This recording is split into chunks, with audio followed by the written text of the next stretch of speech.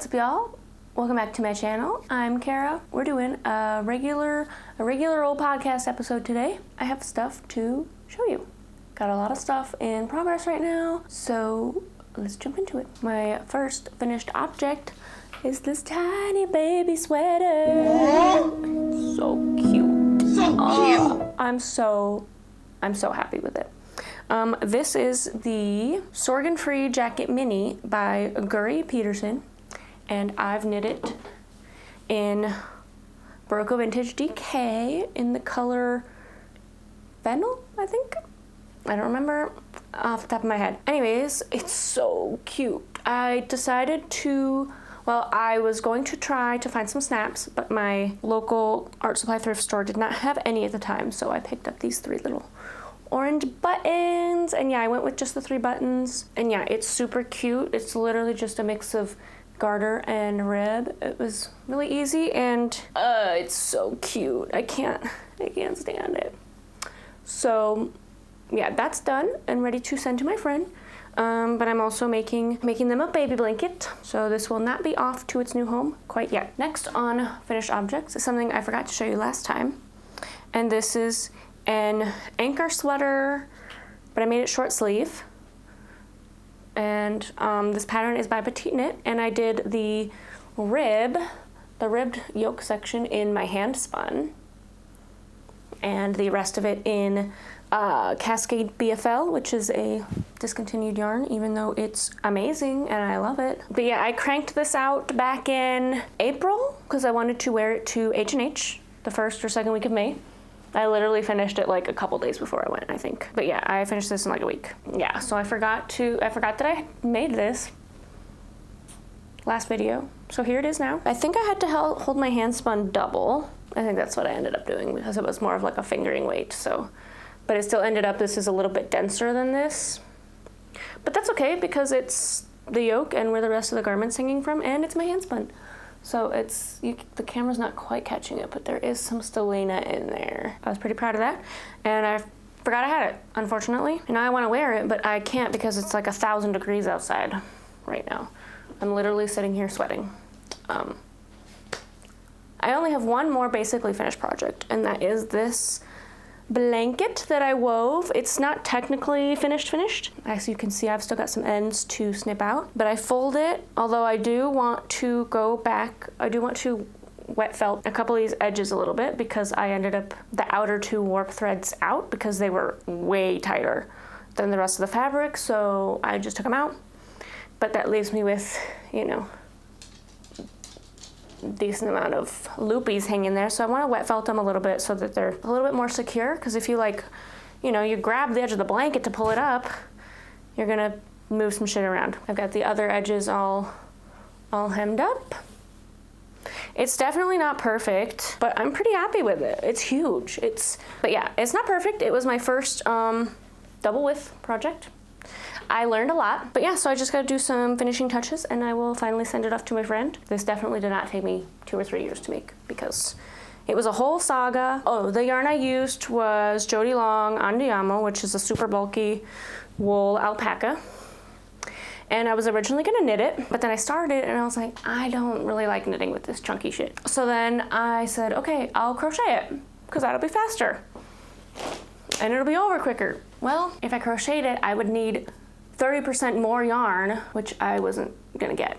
So I finally decided to weave it. Got my rigid heddle all set up, and that was a whole thing. It took me like 2 weeks to actually get it warped and ready to weave on, because I decided to just wing it. I just decided to wing the warp math, which I don't recommend. It was a whole saga, but I got it woven and I cranked that sucker out. Now I just gotta do some finishing touches and then I can send it off to my friend. Just in time for when it's gonna get cold, finally, 3 years later. So those are all of my finished projects. Wow, I'm really close to the camera, I'm sorry. So a couple updates on my ongoing whips. Here is the jaunty that I've been working on, the hand spun jaunty. I've made some progress. I still have a ton of yarn. It was really funny because in my head it's only this big, but it's obviously bigger. I think I'm gonna keep going. Looking at it, I'm kind of wishing that I would have increased a little faster for it to really be like a shawl width-wise, because it's gonna be really long by the time I get to the width that I'm like envisioning in my head. I don't know, maybe I won't, maybe I'll do like a few more, I'll increase like a bit more and then start decreasing, but I do need to weigh how much yarn I have left to see how far I actually am into the halfway point yarn-wise. But yeah, I've just been working on this when I can. It's been like that when I don't feel like working on other stuff projects. So that's that guy. Next in progress that I had to force myself to work on is the honey tea. And this is the pattern we're doing for our sheep and wool knit along. So I am joined in the round now. I've done this much down from the sleeves. I just gotta crank the body out. It's coming along. I have another month to finish it, so I gotta like get working on it. But it's gonna be gorgeous. I'm using the Fiber Company Road to China, which, which is discontinued because the Fiber Company is no longer making yarn. But I hope that somebody gets a hold of this line because it's a gorgeous, like, luxurious yarn. Like, this looks tiny, but because of the cables, it's gonna grow. And it's gonna be beautiful, and I can't wait. So I need to work on that. I did start a entrelac scarf with my, what is this? Madrona DK by Haiku. And this is a lot of fun. The only parts of the pattern that I don't have memorized at this point are these, like, the edge triangles. But this is pretty fun and easy if you know how to knit backwards, and if you don't, you will learn. You will learn. Because essentially you, like in the middle, so you pick up, after you finish one, you pick up all the stitches here, and then you work this way, decreasing with the next block. And you're working back and forth. It's flat, knit flat. So literally every 8 stitches, you're going the other direction. So you're kind of forced to knit backwards, which I kind of enjoy. So I feel better than everybody else when I'm sitting there knitting backwards. Am I better than everyone? But internally. But anyways, that's fun. I haven't touched this since I knit this in one sitting, and I haven't touched it since. So I need to work on that so we can have a sample. But it's fun, it's easy, and I've been playing around with getting the edges like neater. Like if you look down here, I've done them like 2 pattern, and then up here I do some slip stitches instead of knitting everything. So it's kind of hard for me to like show you, but it's so much cleaner. Like those brown ones are so much cleaner than the white ones. Simply because I'm like slipping the first stitch in some places. Anyways, if you've been thinking about entrelac and are intimidated by it, don't be. It's literally just stockinette, picking up stitches and decreasing. I've been a little busy working on the next 2 things. So this is something I am writing a pattern for. It's gonna be a short row sampler. I am working on developing a short row class. So each section is done with a different method of short rows. The way I did this blue piece was all wrap and turns. Then I think this one was German short rows. This one's Japanese short rows. But I'm gonna rewrite it so it's like the bottom half of this is one type and the top half is another type, because just this is like a huge section. So you get a lot more practice on if you're doing the whole section with one technique versus like these little guys. So I've been working on that the last couple weeks. You know, I was looking for patterns, and most, like if you're looking for like a short row color work pattern, they use the same technique throughout the whole project, which is fine. But I, as a teacher, would like to expose my students to many ways of doing the same thing, of getting the same outcome. And I couldn't really find a like short row sampler type project that conveyed that kind of thing in a way that I liked. So I'm writing one.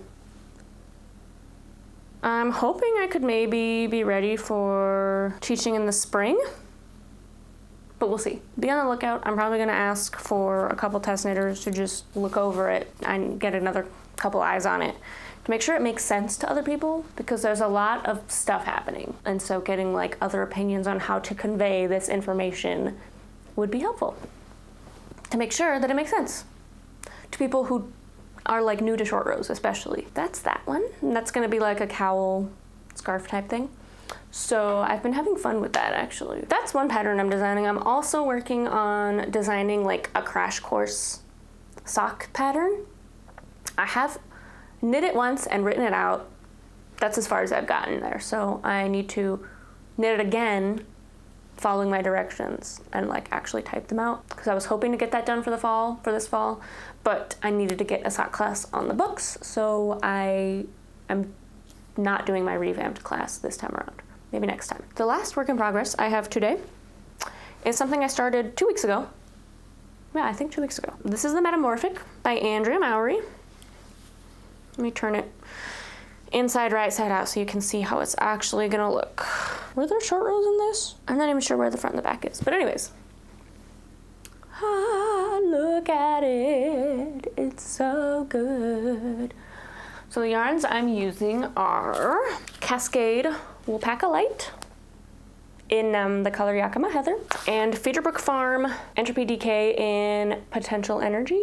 Yeah, so these two, the fabric they make, to die for. So yeah, this is a really fun, simple pattern. You knit it inside out.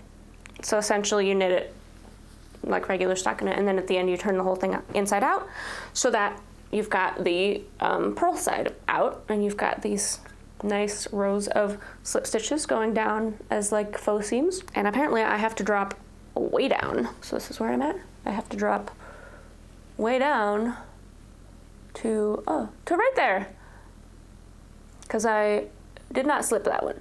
So that's the wrong color. So I'm gonna have to drop that down. Wait, is there another one? Oh God, there's another one there too. That's the one thing about knitting it on the wrong side, is you can't, unless you're like checking, which I was, but I obviously did not knit those correctly. But that'll be easy to drop down and pick back up. So yeah, that's that. It's coming along. I've been like, I knit all this in 2 weeks. I've been cranking it out. I've been like, a few weeks ago I had been eyeballing, there are the short rows are in the rib, are in the collar. There we go. Anyways, a few weeks ago when I was working on the blanket, when I was weaving the blanket, I had been eyeballing this new yarn we got in, this Queensland Elder. The colors are they're so bright and saturated, and I'm like, I need to make a colorwork sweater with that ASAP. And I was like, I can't start a new sweater until I finish this blanket. So I finished the blanket. I started a new sweater, not with those. I'm going to use that yarn for the sweater class I'm teaching later in October. We're gonna do the Ooey Gooey by Andrea Mowry, and like the graphicness of it is gonna look so good in those bright colors. But anyways, I said I could cast on a sweater when I finished the blanket, so I did, and that's like the only thing I've been working on, almost. I had to force myself to work on the honey tea, and then I've also been working on the short row sample, although I don't think I've touched that since I started this sweater. Oops. But anyways, I'm cranking it out. I'm at a point where I should try it on to see where I'm at on the body, because I think I'm at least close to the point where I want to start the ribbing. So those are all my knitting works in progress. I did start the baby blanket that's going with the baby sweater. I just warped up my loom last night. I have to finish tying on under the front beam. But then I'm ready to weave. I feel like I'm missing something, but I don't think I am. Last week, I was feeling like really overwhelmed by all of the project thoughts that I had in my head. Took some time and I wrote them all down. This is almost entirely everything that I have in progress right now. And this is across all of my crafts. Bruh. I think there are a couple, like this section is upcoming. I have a little section of like 3 upcoming things here. But the rest of it has been started. Whether it's knitting, spinning, weaving, and that includes like my knitting and my work knitting and spinning. Did I say that already? This is crazy. This is insane. So I went through and I tried to prioritize some stuff. Like stuff that like has deadlines. Whether they're gift knits or work knits or my, like, I want to get this done for Sheep and Wool. Although that one's kind of a work and personal knit. But you know what I'm saying. So that made me feel better. Which is why I ended up making some decent progress on my honey tea, because I was like stressed. I'm not allowed to start anything else until I work down this list a little bit. Yeah, in spinning world, I know, and I said, and I was hoping that I would get that alpaca BFL processed and spun for tortofleece. I've barely done any spinning this month. I haven't had time. Like, I did not do tortofleece. And my alpaca BFL, like that alpaca fleece has so much VM in it, I'm like, I don't want to work on that inside because it's just like seeds just fall out of it. And it's been hotter than Satan's asshole outside this month. It's 90-some degrees outside right now. That has not, no progress has been made on that. That's about it. That's all I got. Yeah, I'm hoping to work down that list here in the next couple months because I've got a lot of stuff coming up in the fall. I got a lot going on. So I need to reduce the mental craft load. Thanks for hanging, sitting through this with me. If you did tortofleece, what'd you spin? Let me know. I've been vicariously living through everybody else. Let me know what you're working on. If you have any upcoming exciting fall plans. I only want it to be fall so that I'm not like sweating my butt off inside. We don't have central air in our this is an old 1890s house. We don't have central air. It's been rough. It's been rough. Thanks for hanging. Appreciate you. And I will see you in the next one. Happy crafting. Bye.